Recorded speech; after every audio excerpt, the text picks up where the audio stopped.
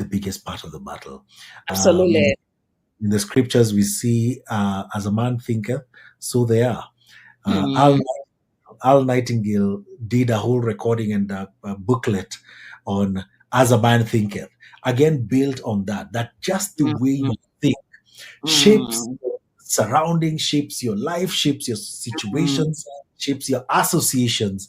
And so that is the foundation of these conversations that we have. I love it. I love very much, David. And Karibu Sana Elaine. And if you're joining us, please leave comments. We want to see you. We want to hear from you.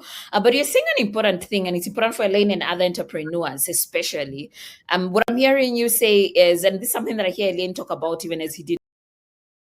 And at its best is I connect the whole parts to be able to form the body, and so that then becomes the power of community. And so I love that. And I think and as we start to sort of bring this conversation home, what I'm hearing you say is the value of the Crossroads program is it serves as a mirror, because the reality is Elaine will have a different takeaway from David, will have a different takeaway from Rachel. And welcome, Grace. I think Grace has also joined us, and she's put a comment that intentional people-centered leadership plus clearly defined and codified processes plus a clear strategy that lives at the intersection of performance, which is profit, and purpose is equals to lasting generational businesses. I love that formula.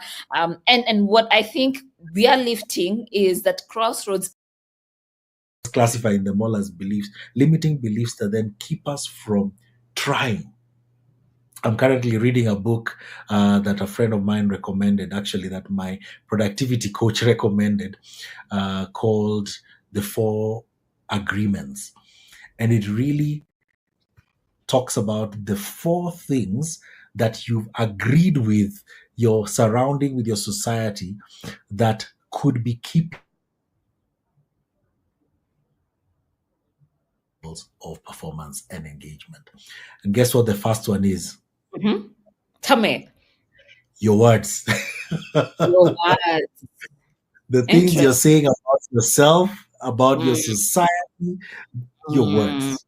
And so I'm still in the process of reading it, but it's an amazing an appreciation of one of the big things, and that perspectives they're building up in your mind. And part of the overwhelm that people have today is actually that you haven't done that process of decluttering, and asking what in the context of who I am today is most important, because who you are today is not who you were 5 years ago, is not who you were 10 years ago. And the reality is you must release some things to be able to embed in new spaces. I find, and this is important, especially for young people, even as they transition from campus to the workplace, one of the challenges we have, and this is because we don't have enough jobs, is they're not trained the process of decluttering.